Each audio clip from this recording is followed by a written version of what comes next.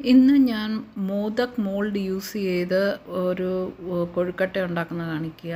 ആദ്യം ഞാൻ ഇതിൻ്റെ അകത്ത് ഫില്ല് ചെയ്യുന്ന ചക്ക വരട്ടിയതും തേങ്ങയുവ, പിന്നെ റോസ്റ്റഡ് അരിപ്പൊടിയും ചൂട് വെള്ളത്തിൻ്റെ അകത്ത് കുഴച്ച് ഒരു ഇച്ചിരി ഓയിലും യൂസ് ചെയ്തിട്ടുണ്ട്. അത് നല്ല സോഫ്റ്റ് ഡോ ആയിരിക്കണം. അത് കഴിഞ്ഞ് നമ്മൾ ഇതാ മോദക് മോൾഡ് ഞാൻ ബോംബെയിൽ നിന്ന് മേടിച്ചതാണ്. ബോംബെയിൽ നിന്ന് വരുന്ന എൻ്റെ സിസ്റ്ററിനോട് പറഞ്ഞ് മേടിച്ചതാണ്. ഇത് നമ്മൾ ആ ഷേപ്പ് കൊടുക്കാനാണ്. അവിടെ ഗണേശ് ചതുർത്ഥിയുടെ സമയത്ത് മോദക് ഉണ്ടാക്കുമ്പോൾ ഓരോന്നും ഫില്ല് ചെയ്ത് ഉണ്ടാക്കുന്നതിന് യൂസ് ചെയ്യുന്നതാണ്. അതിലൊരു ഇച്ചിരി എണ്ണ, ഇത് പ്ലാസ്റ്റിക്കിൻ്റെയും കിട്ടും കേട്ടോ.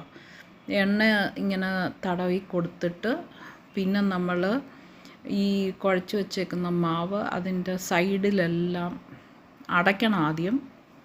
അത് കഴിഞ്ഞിട്ട് ഈ കുഴച്ച് വെച്ചേക്കുന്ന മാവ് നമ്മൾ എടുത്ത് അതിൻ്റെ അകത്തോട്ട് സൈഡിലോട്ട് ഫില്ല് ചെയ്യണം. അന്നേരം അത് നല്ലപോലെ ഫില്ല് ചെയ്യണം, അല്ലെങ്കിൽ ഗ്യാപ്സ് വരുമ്പം പിന്നെ അത് രസമില്ലല്ലോ കാണാൻ. അതിനു വേണ്ടിയാണ്. അതുകൊണ്ട് നല്ലപോലെ പ്രസ് ചെയ്ത് കൊടുക്കണം. മിഡിൽ എം ടി ആയിരിക്കണം കേട്ടോ, നമ്മൾ ഫില്ലിങ് വെക്കേണ്ടതാണ്.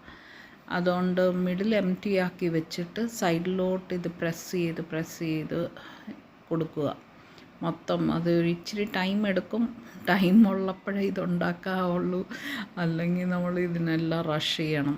പിന്നെ ഞാൻ അതിൻ്റെ അകത്ത് നമ്മുടെ ആ ചക്കവരട്ടിയും തേങ്ങയും കൂടെ ഒന്നിച്ച് വെച്ചേക്കുന്നത്, മിക്സ് ചെയ്ത് വെച്ചേക്കുന്നത്, അത് നല്ലപോലെ ഫില്ല് ചെയ്ത് കൊടുക്കും.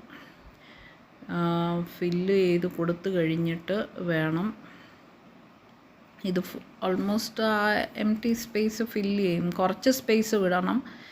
അവിടെ നമുക്ക് ഈ മാവെടുത്ത് അത് കവർ ചെയ്യണം, എന്നാലല്ലേ അത് കവേർഡായിട്ടിരിക്കത്തുള്ളൂ.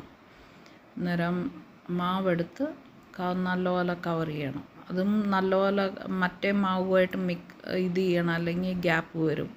അന്നേരം നല്ലപോലെ കവർ ചെയ്ത്, ഇത് ഇച്ചിരി മെനക്കെട്ട പരിപാടിയാണ്.